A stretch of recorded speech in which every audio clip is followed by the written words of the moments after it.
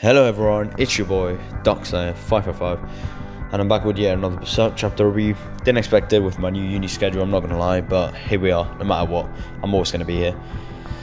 Regardless, I'm here uploading a new chapter review every day, although I expect to get much more busy later on in the year, so more pain there, I guess. Anyways, this chapter is literally just more fucking pain. I mean, what did I expect? Fucking Berserk.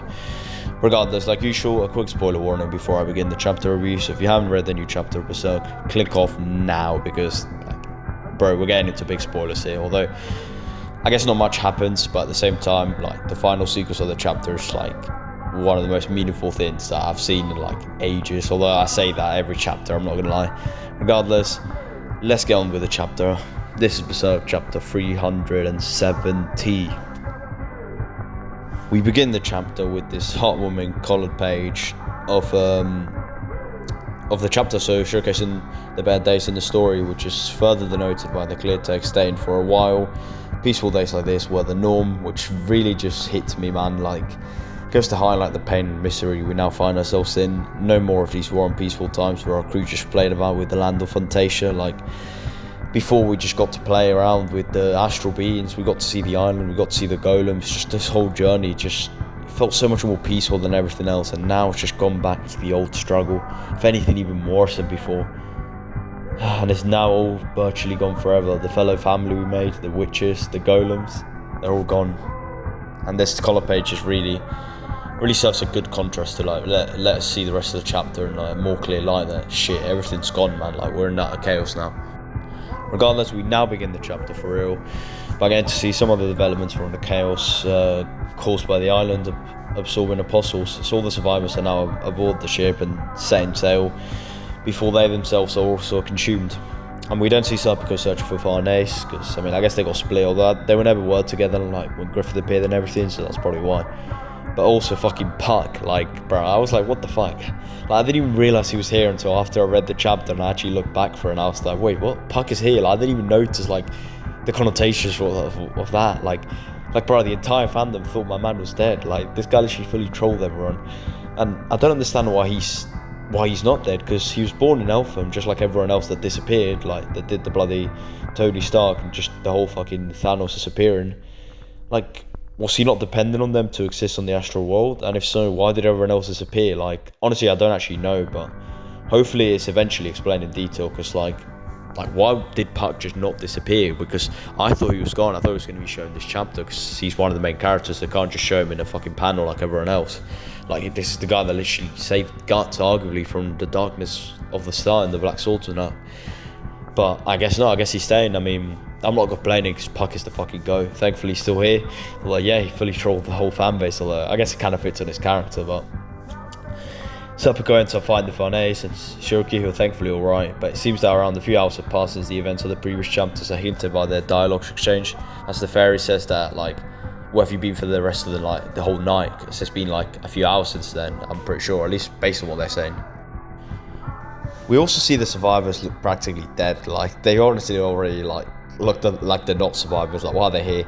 Before we then cut to Serpico, who asks where the rest of the group is, such as Guts, like where Guts is, where Casca is, and where the Moonlight Child is. See, does not yet know what actually happened in regards to Griffith and Casca, like everyone else does since they were there. And Farnese finally makes a good observation, acknowledging how useless she fucking is. But now, on a real, like, she has done well, and there was nothing she could have done. Like, I mean, Guts and Shirky, both of their, like, literally efforts to the point of, like, near-death experiences, basically did nothing against the godly power of Griffith, both spiritually, as Shirky was almost absorbed just by trying to fucking even, like, examine him in the astral world or whatever, and physically, as Guts literally exerted himself to the max, to the brink of fucking death, honestly. Like, I'm pretty sure he used the power of the Berserker armor as well. Did absolutely fucking nothing. It took one strand of hair, which on the context of the whole story is actually quite meaningful. But for Guts, obviously, what does he expect? Like, he would have hoped that Griffith was fucking dead for one of those, like, slashes.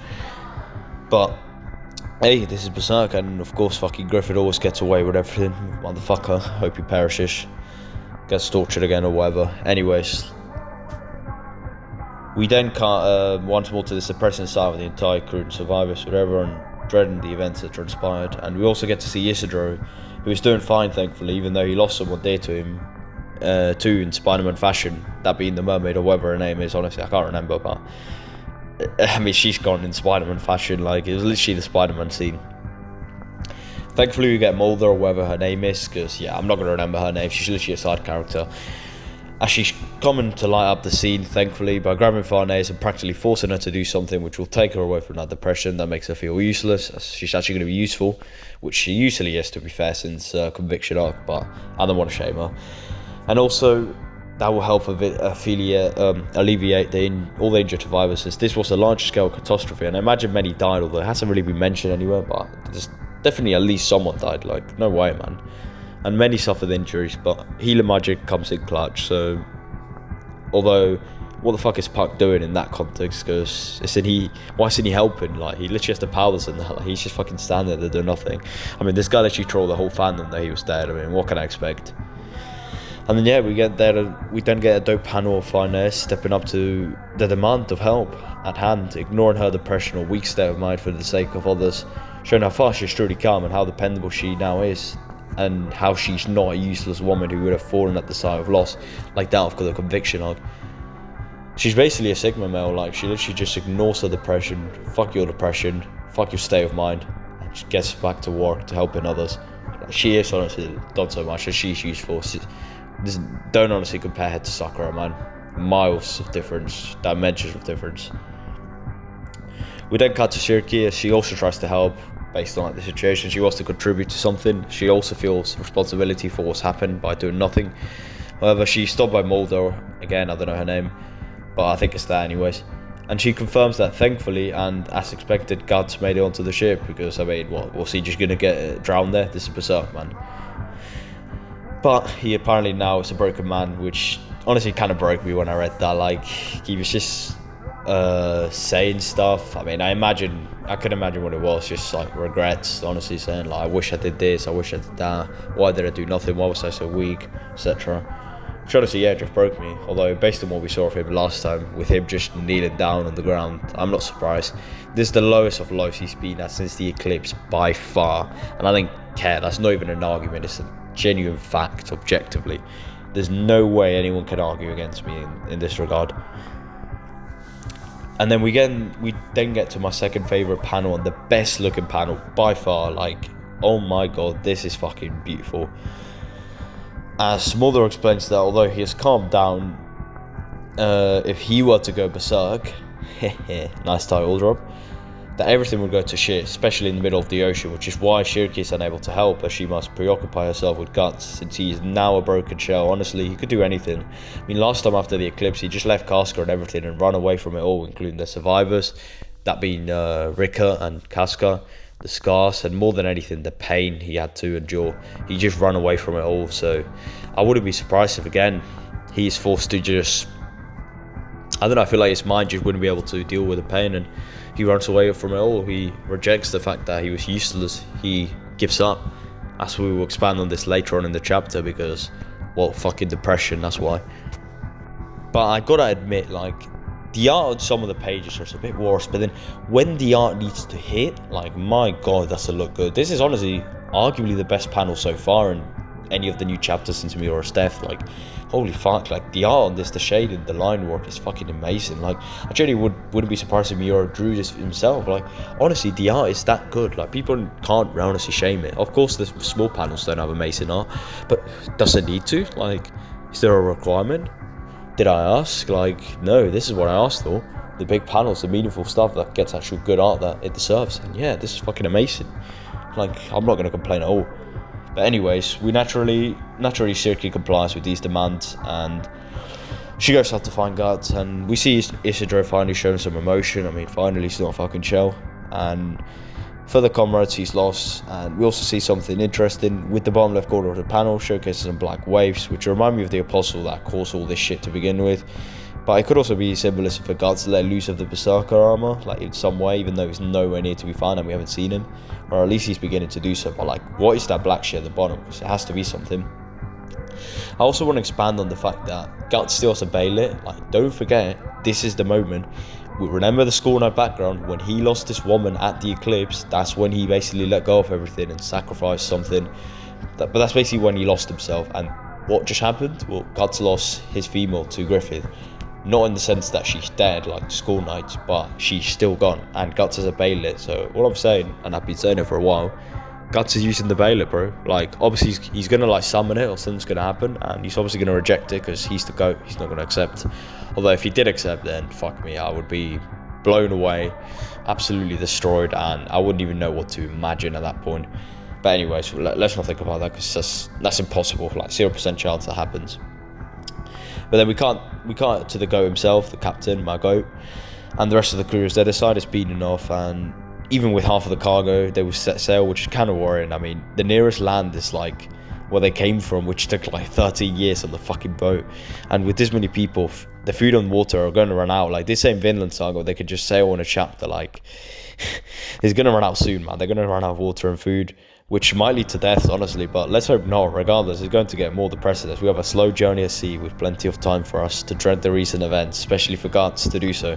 So they discussed that he locked himself up in some compartments. I mean, I don't know how they let him do that, but in fact, could they really stop him?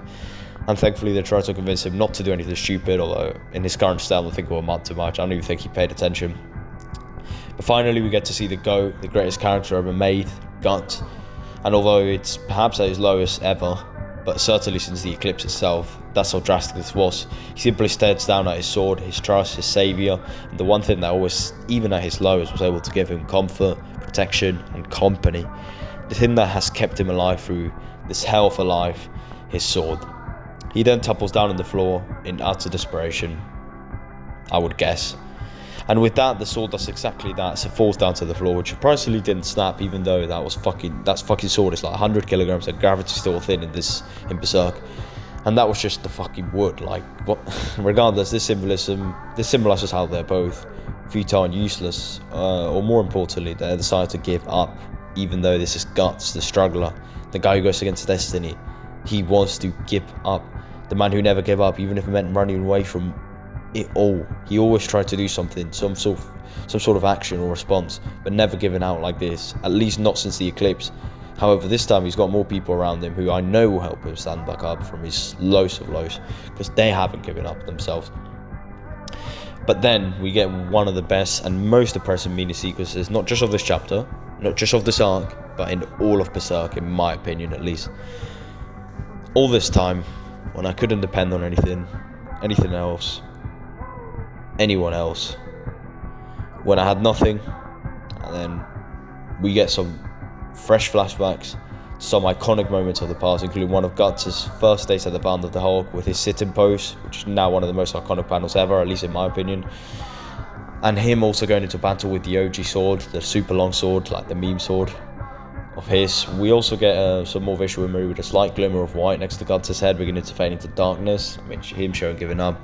And the next panel just builds up from the previous one as the sequence continues with Guts stating that even when I had nothing, with Guts stating that even when he had nothing, I still had your strength to hold on to.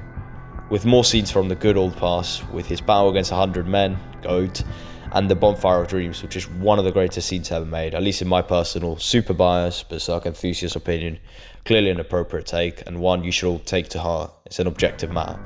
Regardless, I overlooked this. He not only lost Casca, the person most precious to him, as well as the peace that would have come with this lifestyle, and his pride at him being unable to do anything to Griffith, even after struggling for years in the brink of death, despair, and the sheer desire to give up. He also lost trust and hope on the very thing that defined his safety, the thing that accompanied him since childhood all the way to the present day, through the pits of hell and worse, to the bright peaceful days in Fantasia. His fucking sword, the weapon that always decided his destiny, whether it was through him originally losing to Griffith in the one-on-one duel, or through him eventually beating him and separating parts, which ultimately led to the eclipse. And it now did nothing against him. It's like if his destiny is once again being decided by this, and in a very bad way he does not want, as if he is just ready to give up now. And to end the chapter, we get one of the most depressive final scenes of any Berserk chapter ever, with the sequence of dialogue ending with Guts saying, "You are all I had." Even when he had no friends, no family, and no protection, the sword gave him courage, protection, and company throughout his entire lifestyle. And it was a faint light, signifying his hope and willpower, which is stated by the chapter. Entex is now lost in the dark. The protagonist known for struggling against destiny itself, the man who never gave up, not even after experiencing the pits of hell, who rebuilt himself, obtaining some of his most dear loved ones back, and building up a family and strength once more, now lost a lot of it. And endless progress to the very man that defined his destiny. This man known as Guts, the struggler, has finished struggling and has given up. The man who is literally notorious, known for never giving up, for always struggling, for always going forward, has stopped going forward. Like, I don't think most of you understand how just insane this chapter is in terms of like the significance it has in regards to the rest of the story and Guts as a whole. But honestly, I wanted to end there with the fact that the man known as a struggler, the man known as Guts, has finished struggling and now has given up. But anyway, guys, I wanted to end my chapter over here. A very depressing chapter. I mean, no shit. Like, what did we expect after the last few things? Like, Casper being gone after that, like, it was all over. It's easy to see coming since the last chapter and stuff, but can you really blame Guts for giving up? He's arguably at the same starting point as after the eclipse. However, not entirely, because he does still have some companions left this time who still aren't, like, haven't given up yet, and who obviously help him stand back up by confronting his trauma and rebuilding his confidence and willpower. And I genuinely believe with my full heart, and I say this right now, this is my prediction, and watch, we're going to look back in a few years and you're all going to be like, yeah, fuck, this guy was spitting. But I believe with my full heart that this will be the last time we see Guts such a low. I don't think it will ever get this bad, not again. I just don't see it, no way. And I think that from here on, the road will only go up for the struggler. The road will only basically go on a positive pathway for the struggler of destiny. Regardless, we aren't starting that road for a few more chapters at least, which will equate to a few years in my opinion. So Berserkers, for a period of time, we've got to endure the most despair situation we've basically had in our lifetime, arguably, for most of you. But remember, never give up, and we shall see each other again on December the 9th, although the chapter will probably drop a few days earlier, so who knows. But regardless, I'll probably make some videos before that anyways. I mean, for now anyways, the chapters are going to be like looking back at the past and what happened and just the boat ride, so nothing much I feel like now. I think things will slow down, but who knows. Anyways, it's been your boy Darkslayer555. Thank you for watching the video and see you.